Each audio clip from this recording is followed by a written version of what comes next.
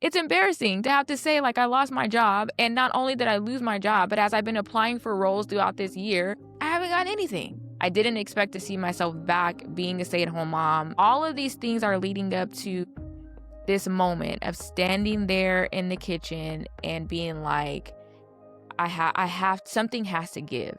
I'm not here with a package story. I'm like here in this messy middle. And so I knew that I needed to be showing up better for myself, for Quincy, for my kids, instead of wallowing in this why me. I can take the rejections, I can take the loss, I can take the lack.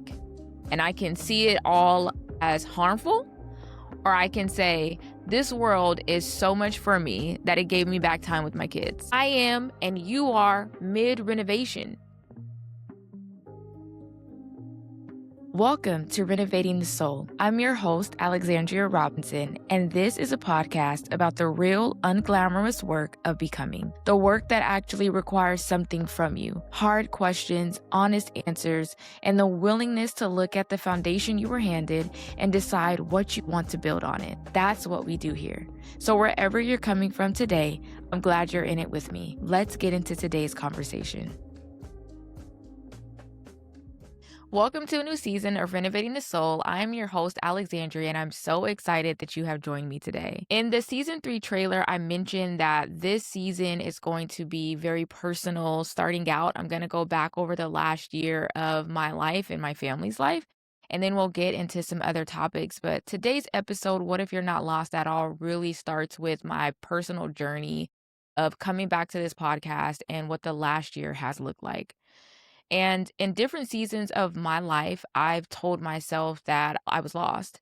And that would usually be when I lost a job or broke off a relationship or something happened in my life. And I would be like, I'm lost. I don't know where to go. I don't know what to do. And recently I found myself saying it again. I was spiraling, to be honest with y'all. And I was standing at the kitchen sink. I was washing dishes and I was thinking in my mind, where am I supposed to go from here? What is supposed to be next? What am I supposed to do? And it wasn't just about those questions. It was about the feeling inside, the feeling that being lost gives you. And it's almost like I felt numb. I felt kind of just like a ghost, like a shell of who I was in those moments. And that a lot of that lostness came from this gap between where I thought I'd be and where I actually am. You get this plan, this vision for your life, and then when things don't start to pan out, it becomes you're lost. And in that moment, when I felt myself spiraling and I felt all of that numbness and I just felt myself digging a deeper and deeper hole emotionally, just ask myself, what if you're not lost at all? That question alone kept me from spiraling. It kept me from waking up sad. It kept me from falling into depression because I had to give myself a different way of seeing it. I've been very honest with you all throughout these seasons of the podcast and, coming in with these real time like episodes. And I say that because in season 2, we talked about predators in the pulpit. And in that episode, I shared about my church journey and recently, like leaving the churches that we left and leaving ministry. And when I was coming to sit down and tell you guys about, these things that have led up to this feeling of being lost, I was thinking about this idea of like, I left ministry, it's this core identity, but really it's bigger than that. It's not about the preaching and the teaching. It's not. It was actually about losing friendships, about the trust that was broken, about losing an entire community. And that was the hard part that I didn't want to admit out loud. For whatever reason in my mind, sometimes I think if I admit that someone hurt me, that means they have power over me, but that's just not true. It's just not true. It's reality. If someone claims to have been your friend, we're talking about people that sat in my home. We're talking about people whose problems they freely texted or called or brought to me with no care in the world that they were dumping on me while I had kids and marriage and other things going on. Rarely asking how I'm doing. We're talking about people that ate dinner in my home, that watched my children, I watched their children. You're talking about people that you expected really got to know you over that time who never called after you left a church, who never called to ask, what is your side? What happened? And I'm talking about never called, never text. That is pain. That's painful. There's no power in that. I don't give them any power over me by admitting that out loud. And yet, keeping that within, it's all part of leading up to this idea of feeling lost. So, more than the ministry, more than just preaching and teaching, it was losing the people, losing a whole community of people. Then after that happens, I lose my job. And here you go. Here's another thing. It's a layoff, but as I shared before in episode 19, it's almost embarrassing to have to say that you got laid off. Again, these are just the thoughts that keep me trapped in my mind. But it's just like, it's embarrassing to have to say, like, I lost my job. And not only did I lose my job, but as I've been applying for roles throughout this year, I haven't gotten anything. I haven't gotten anything with a resume like mine, and as much as I've done in 2 degrees, I haven't gotten anything, not even an interview. It's kind of embarrassing. And I thought that I was going to be at this job or have this career for 5 to 10 years. Again, I've said this. I thought I was going to get those student loans paid off. And now I have to pay those myself, which is frustrating, right? And so it's like, yeah. So you have, okay, the ministry, you have, okay, the job. Again, things that I've been very honest with you all about. And then in episode 19 as well, I also mentioned that I was going to go back to school. So I went all in on school. Last year, I spent a year plus doing this, still kind of in it because I still haven't heard from all the schools. And I'm just thinking, like, I have nothing to lose. And then I get rejected everywhere after a year of hard work. And so now I'm back to being a stay-at-home mom. When I did this and when I was a stay-at-home mom before, I only had one son. I had my oldest son, and I didn't like it. It's not something that, how can I say this in a kind way? I've always wanted to be a mom. I've always wanted to be a wife. I just never saw myself being like a stay-at-home mom or a wife. I always wanted to work. I've always wanted to start a nonprofit or do something. Like, I'm always going to have a project, hence this podcast, right? Like, I'm always going to be doing something. I didn't expect to see myself back being a stay-at-home mom, this time with 4 boys, right? And so all of these things are leading up to this moment of standing there in the kitchen and being like, I have something has to give. Because if I keep letting all this stuff pile up, because I don't know if you guys have this moment where you're sad about one thing and then all of a sudden you're sad about everything. You start going back to college, you start going back to mistakes you made, you start going back to past relationships. Your mind just starts going, and that's kind of what was happening to me. And not knowing the other side of it is hard. And that's what this episode is about, is that when I'm asking myself, what if you're not lost at all? It's just a starting point to get me to movement, because I don't know what's on the other side. I'm not here with a package story. I don't have the friendships that I want. I obviously don't have the job, and I didn't get into school. So I'm not here to tell you guys, yeah, I made it on the other side. I'm like here in this messy middle, which is the theme of season 3 of the podcast. And so there was a couple of turning points for me. One of them being, I saw this Instagram video, and the guy, I don't know who this gentleman is. It's Instagram, they're just throwing things at you. And then he's on a podcast and he says, nothing bad has ever happened to me. And I'm listening to this and I'm like, what?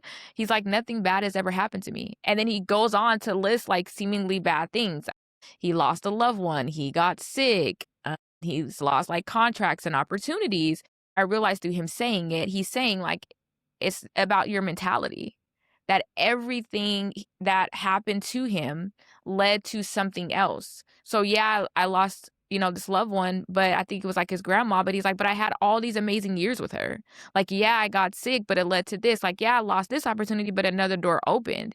And when I was watching that video, I said out loud, heck yeah. Like, that's the mentality that I wanted to have, because I wanted to stop saying things out loud that were keeping me mentally trapped.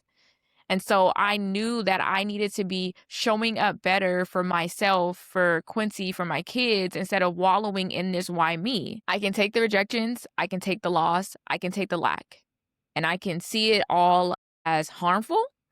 Or I can say, this world is so much for me that it gave me back time with my kids. That while I'm at that 9 to 5 that I grumbled about, for almost every day, because you're dealing with people, right? And, you're having to get up and you're working hard for someone else, but it's like this I can look at all that and say I didn't get my student loans paid for. These people walked out, right? Or I can look at it and say if those people walked out, they were clearly meant to do that. Like then those clearly were never friends. It's a hard reality, but that is the reality and I can say, "You know what? I have so much more time now." And it's not a pity party. Like I don't want it to sound like, you have so much time to work. No, it's the reality. I get to spend time with my children. I get to read. I kind of get to be free of even having to be around fake people. What do you want? To be around a bunch of people who actually really don't care about you and only have their interest at heart, or to be with a few people, which is how it is, who really care for you. Even if it's just my children, they love me. They don't care. They shower me with love. So anyways, I'm just saying like it's all about reframing. It's all about reframing and seeing things from a different angle and asking myself different questions. And so as I started doing that, I recognized what I've been overlooking is that I have been working since I was 17 or 18. My first job was at McDonald's. And when you really think about this, you go from daycare to preschool to elementary school to middle school to high school to working to college to working in the summer to college to working in the summer to like that's been my trajectory. Even though I came out of college and I didn't have the dream job that I wanted, I was still working. When I was in graduate school, I went from undergrad, then I went to graduate school. I went to graduate school and then I was working when I was finishing graduate school online. So I've never really had a real break. And that's by choice too. It's not a pity party. This is by choice. I've never had a break. I've never stopped moving. And then in between that, I'm always picking up a project. I had a blog. I had my photography company. I'm trying to create a conference. I'm pulling different friends together. Like I'm always moving. And the blessing now that I was minimizing, honestly not even recognizing, was that I'm in a place now where my husband's income covers our household. I'm in a place where I got to watch him finish his master's in math and now finish his PhD and being able to support him through the years when he was doing that with my work at GSA, but now it flips. He gets to support us. And so I was about to send myself from years of nonstop working straight into 3 years of school with no pause. While my kids are little, 7, 5, 3, and 2. They're little guys. Like they need me kind of the most right now. And if I'm able to be there for them, I don't think that's a bad thing. So this season is rest, it's recalibration, and it's choosing not to call it failure. I can see this season as, why is all of this happening to me? Or I can see it as not being lost. So let's talk a little more about this idea of being lost because at Renovating the Soul, we are going to confront these ideas, these mentalities that we've hold on to without ever checking them. And so there's a difference between lost versus in between, and they're not the same thing. Lost means no movement at all. But if you're breathing, if you're hurting, if you're trying, if you're questioning, then you're not lost. Being in the middle of something and being lost are two different things, and I've been conflating the two for almost my entire life. Like I said, it's always, oh my gosh, he broke up with me. I'm lost. I don't know what to do. When Quincy and I, which you guys will have to get the full story of this later, but when Quincy and I got engaged, I had 40 days left of college when he called off the engagement. And that was another season where I was like, I'm lost. I don't know what to do. I had this plan that I was going to leave Clark, Atlanta, and I was going to go back. I was going to move to Portland. I had everything set. And then I always say he dumped me, which is true. So he'll have to defend himself when he comes on the pod. But when he called off the engagement, then it was like, I'm lost. I don't know what to do. I don't know where to go. I don't know my next steps.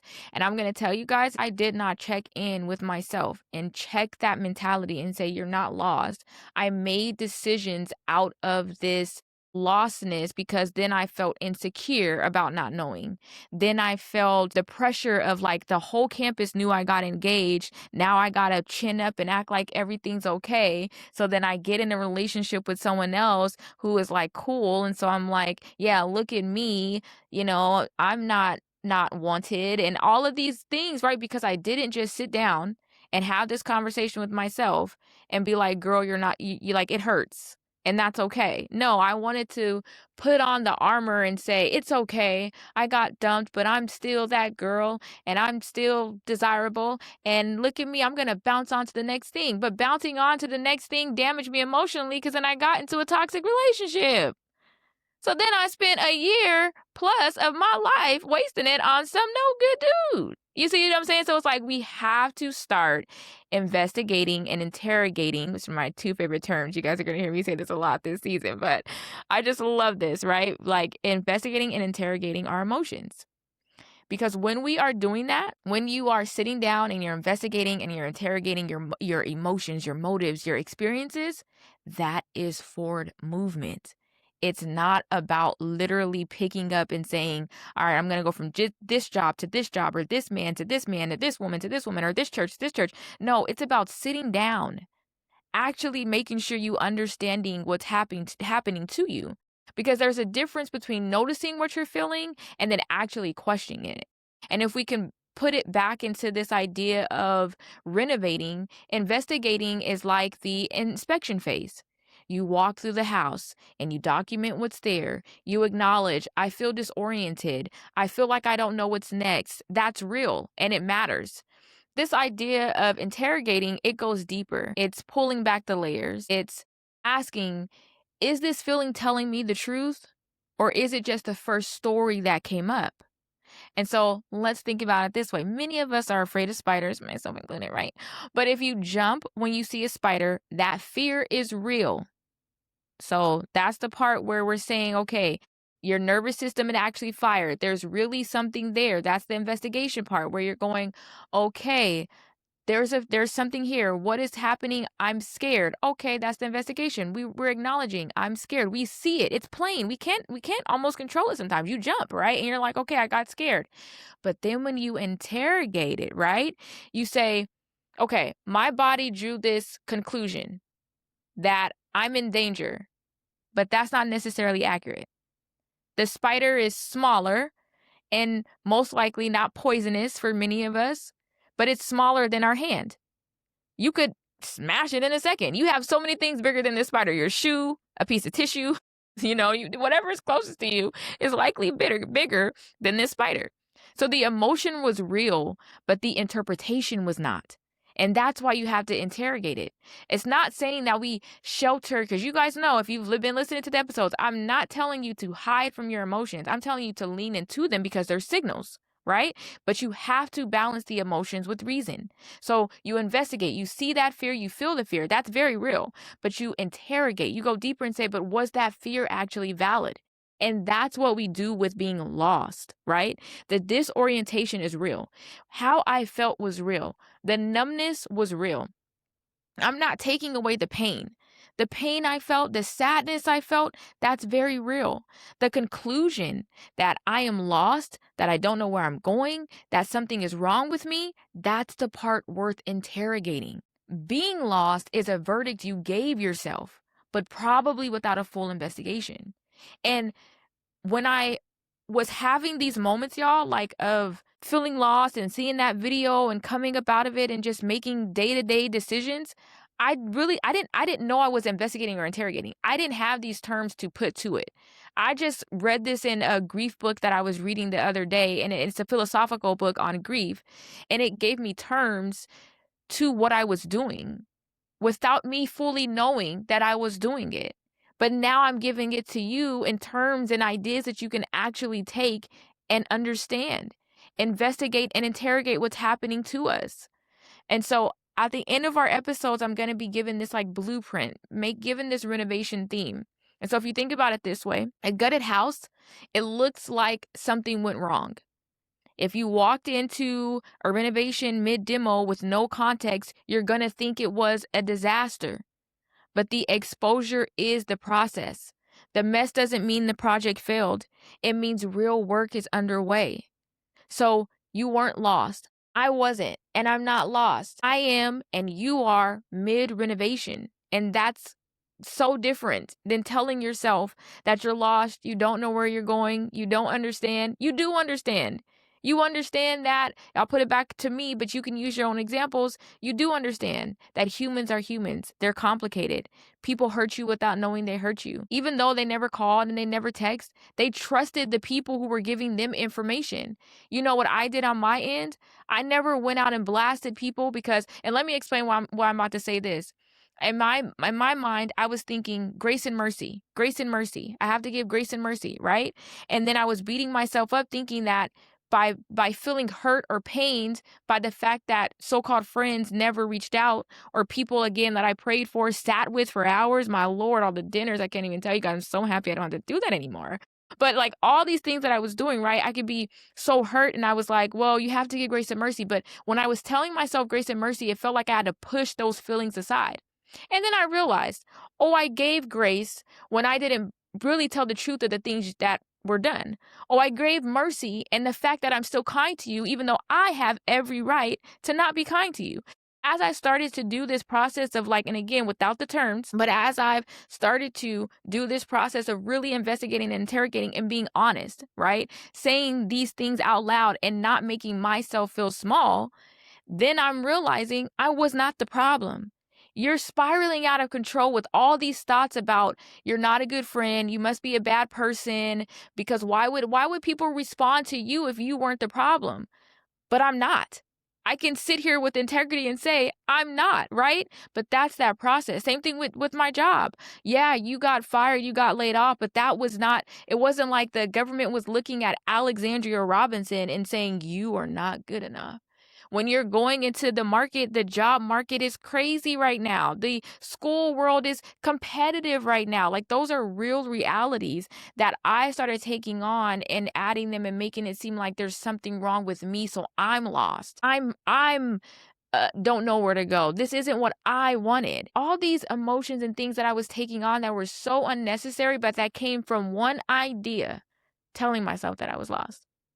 So I'm inviting you all to stop performing lostness. Stop rehearsing it out loud. Every time you're saying that you're lost, you're almost training yourself to stay there. But instead, you should ask questions. Don't just accept what you're feeling without understanding why you're feeling it. Think about that spider example. Yes, I feel something that is very real, but why I feel it may actually be an illusion. Emotions are data, but they are not verdicts.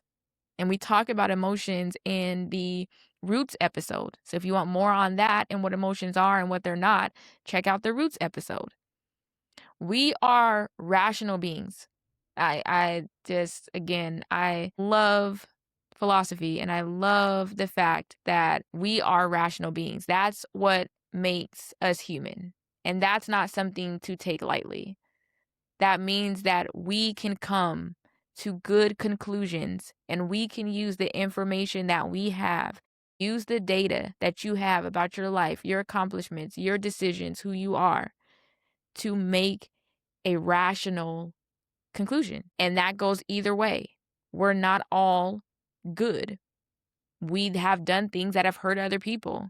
We have done things to sabotage even why we're even feeling lost. That's very real. But that doesn't mean you have to stay where you are. And you'll find a lot in this season that I don't have any tidy endings. And that's the point, right? I'm still in this. I don't have all the answers. I'm just choosing to look at this differently. Honestly, guys, I'm just choosing to ask different questions because, like I said, I've been saying that I was lost for years. And this time at 34, I decided to ask, what if I'm not lost at all? I wonder if you would think about that same thing and ask yourself that same question. So, next episode, and you guys heard me mention that I got rejected from school. In the next episode, I'm going to talk about that more in depth. So, you have to come back and hear that story. It's not, again, it's not a tidy ending. It's not a cute story at all, but it's going to help you all understand why I just felt so down and why I had to pull myself up out of that hole. But y'all, I hope that you hear my heart as always and understand that part of me coming to tell these stories in this season was that I didn't want to have to pretend like everything was okay when it wasn't. I wanted to be the person that younger me needed when I needed to hear stories of people when they were in the middle, in the messy middle of what they were going through and not on the beautiful ending. No, I want to know, what was it like when you were so sad you barely could pull yourself out of bed? I wanted to know what got you out of that hole. I want to know, when you were put back in a position that you didn't think you were going to be in, how did you keep moving forward? And I do not know what the other side looks like, y'all. I just know what I'm doing day to day. So we're going to talk about that more in the next episode. So I hope you'll join us. But until next time, thank you for being here, and let's keep doing the work to renovate the soul.